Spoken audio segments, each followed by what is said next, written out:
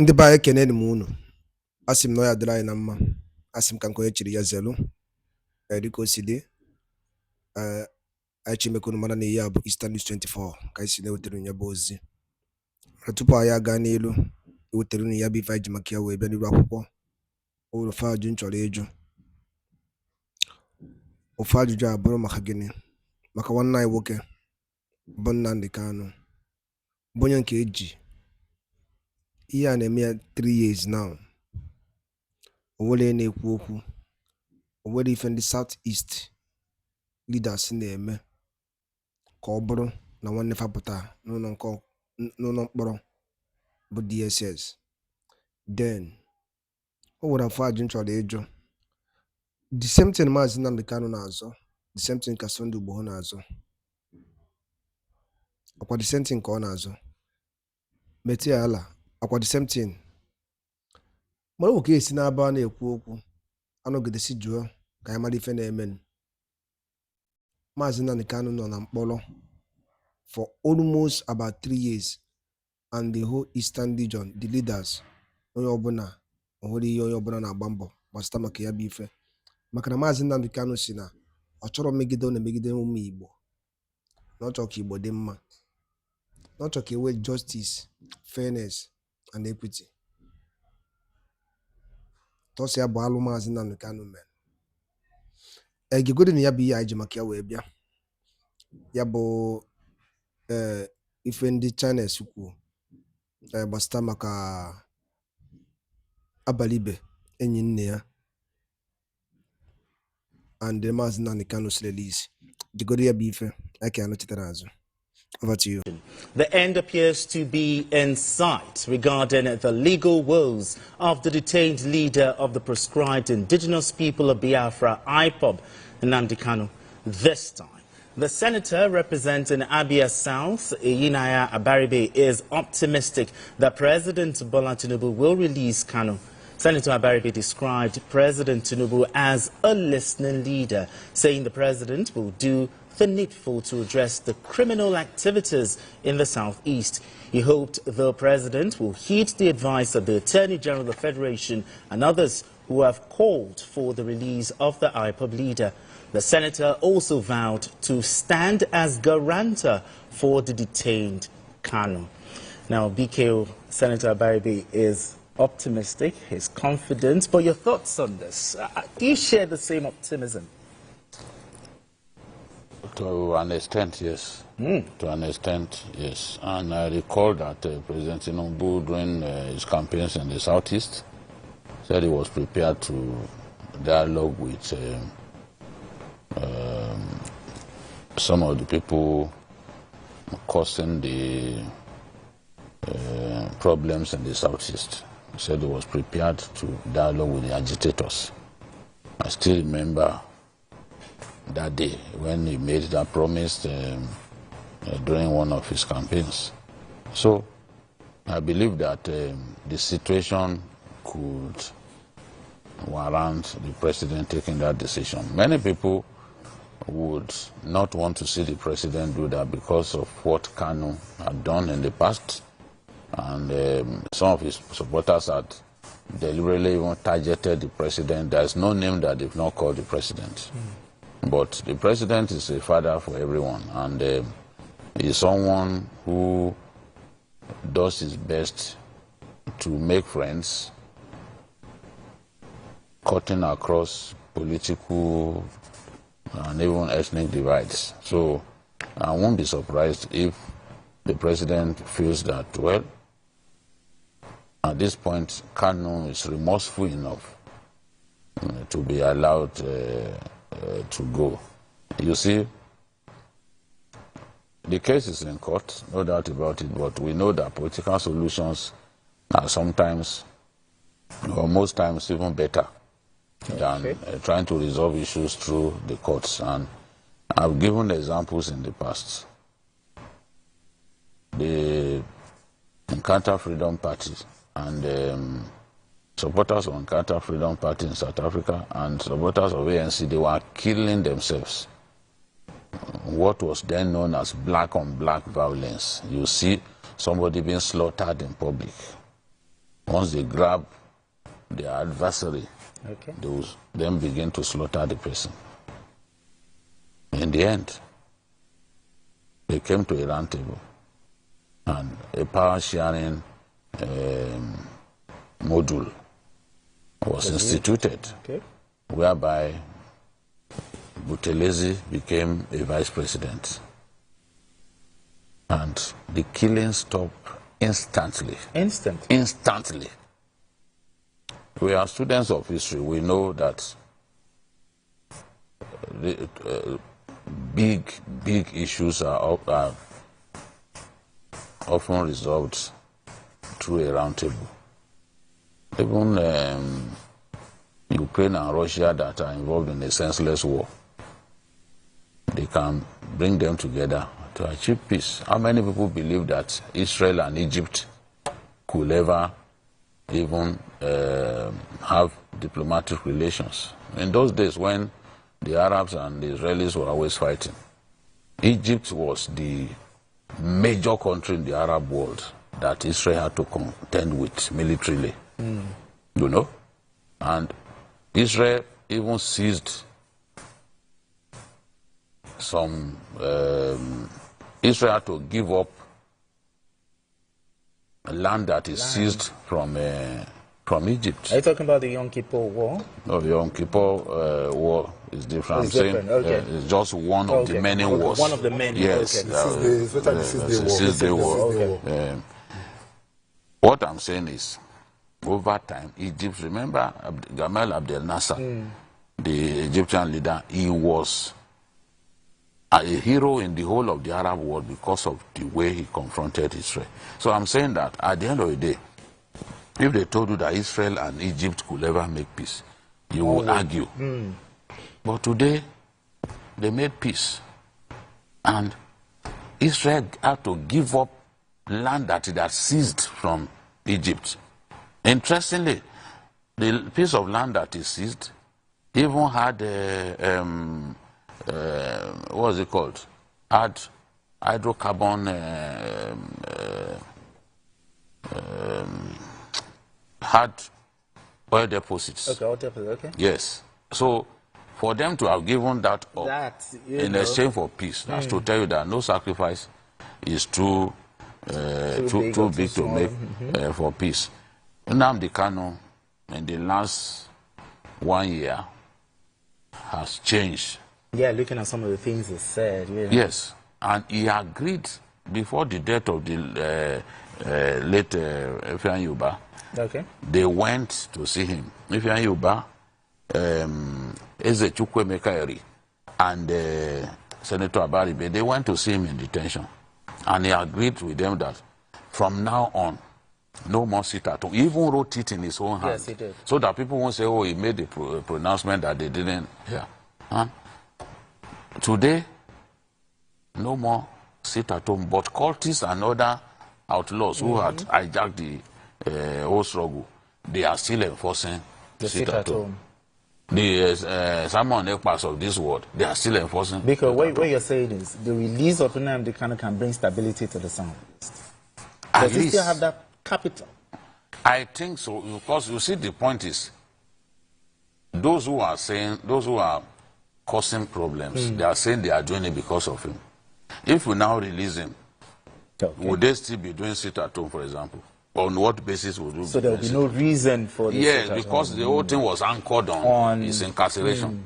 And that's why Abaribe said, what we now know in the Southeast is that criminals and all other people who advocate violence have taken over and are using the name of Nnamdi Kanu to perpetrate all these despicable acts. Okay. So if you are using his name and the man has now is been released, for example, what reason would you cite? And Kanu will not hold his arms and watch people continue to use his name, tarnish his name by resorting to violence. He's going to get his own people to also resist some of those negative things. So, in the interest of the economy of the Southeast, exactly, I think that this issue has to be looked at. But as I've always said, it cannot be released without preconditions. Okay. Yes, you have to agree that no more armed struggle against the Nigerian state. There are conditions that I'm sure even if the president were to take this decision, he will agree to. Even KANU himself has said this, that he's even prepared. To give up the armed struggle. He's prepared for whatever condition. Okay, whatever condition. There was a time he even suggested, okay, you can even put me under house arrest as a start. You know, so I believe that this is something that should be considered. And if they are giving conditions and he agrees to those conditions, why not? Why not release him? Why not release him? CK, let me bring you here. The release of Mazi Nnamdi Kanu. PK said that it can bring stability to the Southeast. What are your thoughts here? To a large extent, I've always said it, just as BKO said. I'm of the school of thought, and so many people within my own thought also believe that what we need now is a political solution, not a legal solution. Not a legal solution? No. What we need is a political solution because Nnamdi Kanu has shown capacity in his utterances in the past few years that he's ready for dialogue, unlike the hard-end stance that he had in the past. And his utterances then was more combative than it is now. And so, for me, we can always find that solution. And if the government is ready for such dialogue, and I think it's a way to go. That's one. Secondly, he talked about some other climes where you had dialogue to be able to settle it. If you remember in the year past, the crazy problem that bedeviled Northern Ireland, I'm sure BK remember vividly. Northern Ireland, that is the United Kingdom, was a theater of war. And that one was even about Christians, the Catholics and the Protestants. It was a major war that people were killing themselves, is it the fields or whatever they call them then? It was a serious problem. But after several years, both of them laid their hands, came together at a round table, and had a dialogue. And all these issues were resolved.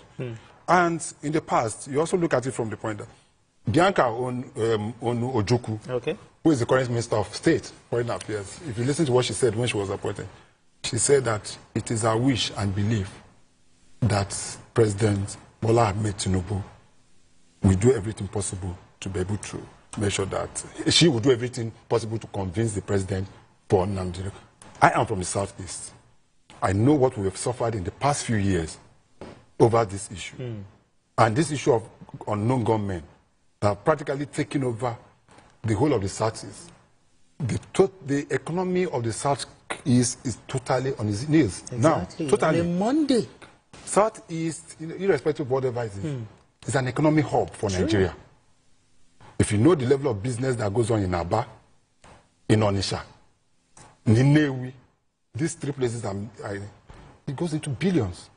But you come to realize that every Monday, people don't come out. But looking at what Senator Abayi said, he's optimistic. Do you share the same I've said that before. Well? Yes, of course I am. Just as BK said, if the person, as they say in my place, in Igbo, let me just try to interpret it here. Please do. They say, when you have a housemaid that came to look after a newborn baby, if the baby died, what would the housemaid do?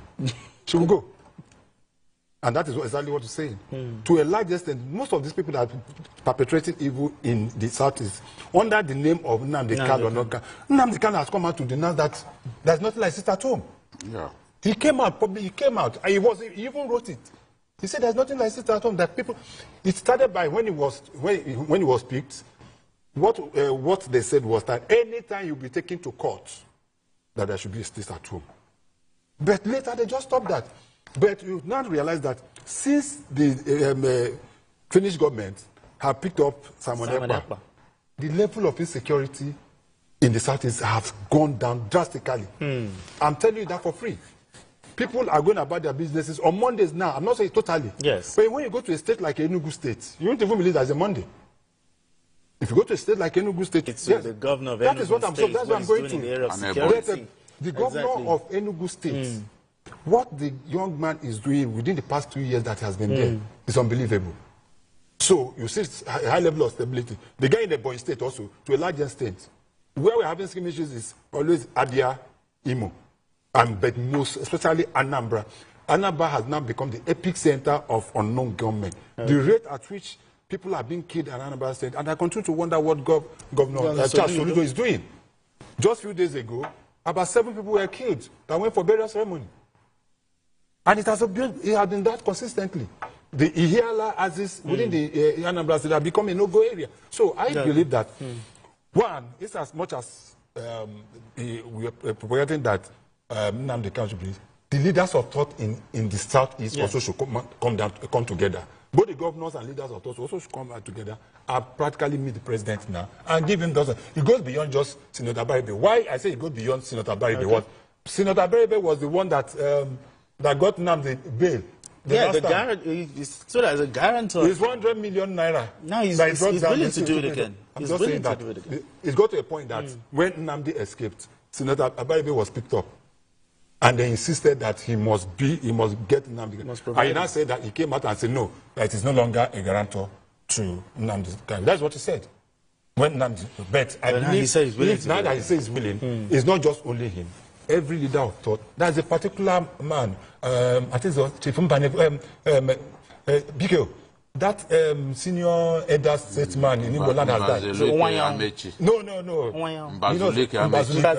Yes. The First Republic. The First Republic. Okay, First Republic. Okay. He was that man who said that if there's anything that he want to see before he died, was Nnamdi Kanu to be, but he's dead now. So I totally agree that the solution to this insecurity in the south is deals with issue of Nnamdi. And once it's released, one of these things will be. All right, then. All right, let's move straight to our next conversation. Igbo mmadụ ege ntị ka anyị kwuo n'obere okwu ama m na ọbọsọ m nwere ntị nwere ife akwụkwọ si n'iru akwụkwọ dị iche iche mana ife m chọrọ ịrụta aka n'ime ya bụ achọrọ m kwuo sam na comment section o nwere ife Maazị Nnamdi Kanu mere deserve this prolong of his detention eji ya up to 3 years now. Also, Maazị Nnamdi Kanu is our freedom.